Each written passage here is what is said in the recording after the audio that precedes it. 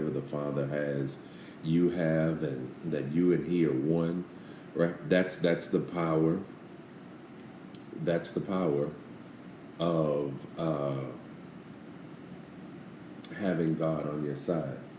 Is you recognize and realize that God is in control, that there is nothing, and I do mean absolutely nothing, that God that you need that God can't supply. That's the way I'm gonna put that. Also, in the midst of all that, right, in the midst of all that, we will begin to recognize and realize, all right, there is power in a relationship with God and connection with God, but then there's power within your faith, all right, your faith. They that come to me must first believe that I am, and that I am a rewarder of them that diligently seek me. Mark 9:23 says that if you believe, all things are possible to him who believes, right? So we dealt a lot with the faith, and we dealt a lot with you understanding and recognizing that you have to have a made up, a secure, a strong, and a stable mind. Right? God has not given us the spirit of fear, but of love, power, and a sound mind. And God has given you vision for your life, and you've got to change the way that you look at things. We also talk about perspective. That's what that's talking about. And then the way that you think about things. As you change those things, then you can begin to change your outlook and your world, because your world begins to shape or take shape of the things that you say, right? So then we also talked about, your speech, and you've got to change the way you talk and what you say, and no more declare lack and brokenness and all that. No, no, no. Declare the great things of God over your life, right? Now we've moved into the power of vulnerability, the power of being vulnerable. Part of the power is, again, you recognize and realize that other people are going through some of the same things. Part of the power is that you recognize and realize that in your weakness, God's strength is made perfect. All right, we read that yesterday in 2 Corinthians. And so we begin to recognize and realize that there is power in our vulnerability. There is power in our insecurities when we no longer let them have power over us. For far too long, we have let our vulnerabilities and insecurities have power over us because we have believed the lies of the enemy. But I believe what God says about me. Whatever God says about me, I believe that. And what the enemy says about me, I can tell you it's a lie. It's a lie. It's a lie. It is a lie, right? So then the next part of this, even as we take it a step further, so we're still going to be talking about the power that you have, but I want you to know, or the power within rather. But I want you to know that you have power within you. That you have power within you. I know that you said, there's, I'm got a little bit older, and my season has passed, and this, that, and the other. But I was introduced to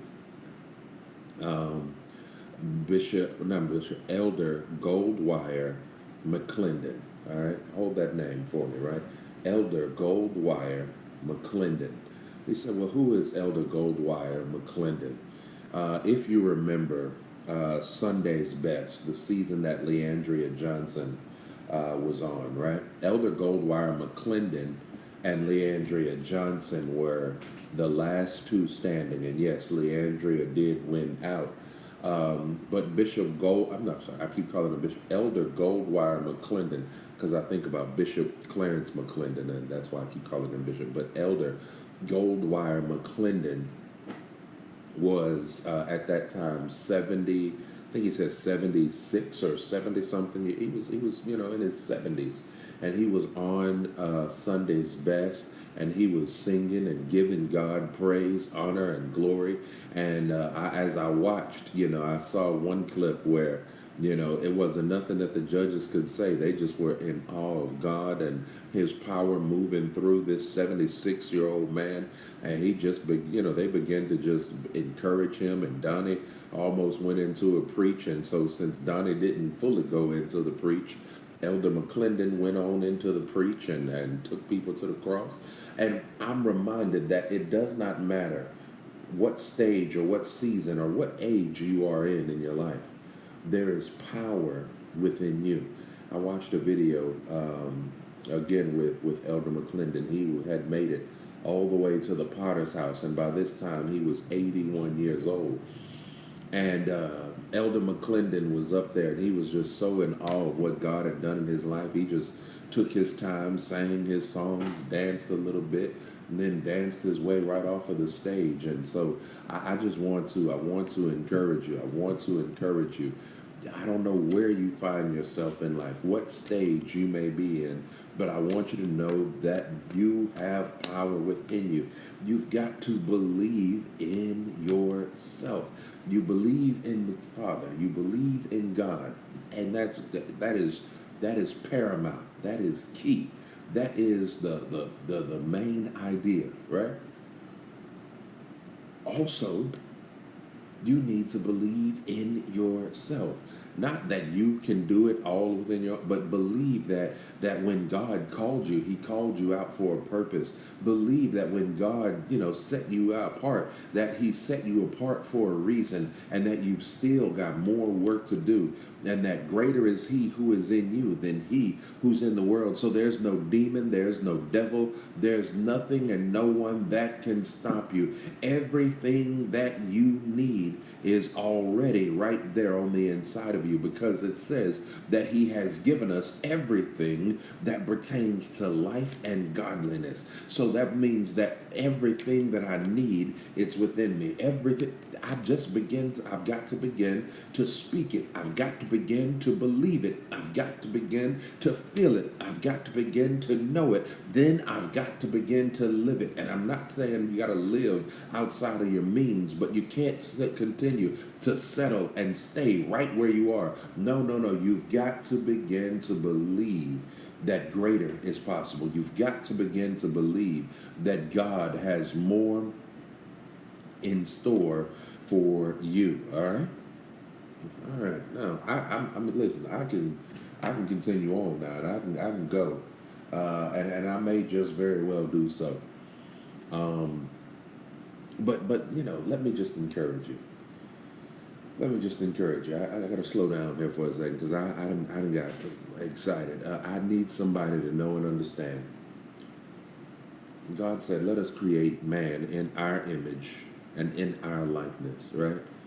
Meaning he endowed you. He placed within you a bit of himself. You've got same power that he's got. You've got what he's got, you've got. Now, can you just speak to nothingness and create something? You're absolutely right. Can you speak to this mountain and say to this mountain, be moved, and you're absolutely right. But you've got to believe that. The world is full of folks who just spoke something into existence, believed it hard enough, and because they spoke it, because they believed it, because they believed in themselves, they achieved it. I mean, think about it. All of not all, but pretty much most of your folks who became famous for one reason or another, and particularly back in the day, and even still now, they didn't come from some fancy whatever place. No. A lot of them came from nothing. I was watching an interview that Oprah did with Viola Davis, right? And Viola was talking about, where she came from, all the stuff she came through, the stuff she went through. And then, she began to speak and believe and think, well, why can't I have better? Even now, as, she looks at how folks like Meryl Streep and others get paid more than what she was getting paid, or whatever the case may be. She began to speak about it. She began to speak it, and now her pay is coming up. Right? It's not quite where I'm sure she might want it, or other folks might want it to be, but she's speaking and she's pushing and she's believing, and it's happening for her. So I want to encourage you all. I want to encourage you all. You've got to get into this place where you begin to recognize and realize you're not too old. You're not too sick. You're not too whatever it is. I share the story all the time because I was absolutely fascinated by it. The woman who her first acting gig, she was I think in her 80s. Her first acting gig was that she went and auditioned for, thanks to her grandchildren, but she spoke it enough, right? And that her grandchildren knew this is what grandma wants to do, right? This is what grandma, and so she spoke it enough. And her first acting gig was on the set of Black Panther. Her first movie, right? I'm gonna say it that way, was on the set of Black Panther. And it did well, had speaking that, made it back for the second one, passed away somewhere in there, in between. But she got to live out her dream. Started from nowhere, but she began to speak that thing. She began to speak it. She began to believe it. She spoke it so much that her grandchildren said, "We're going to help grandma do this. We're going to help and make sure that grandma, goes, and auditions, or that we send in an audition tape." And she got it. So what am I saying to you? It does not matter where you are in life. I don't care if you're in the nursing home listening to me right now. I don't care if you're riding in your car and you're stuck at a job that you've been asking for a raise, and you've been asking for this and trying to get that, but they keep saying no or ignoring you, and it seems like this is a dead-end job. Doesn't matter where you are. If God is able to take Joseph from the pit into slavery, into running Potiphar's house, and then from Potiphar's house to the prison, and from the prison into the palace, then I know that he's able to do big things, great things, mighty things, wonderful things for you. He's able to do big things, great things, mighty things for you. And I just want to encourage you, don't give up. Don't give in. All right? Don't throw in the towel just yet.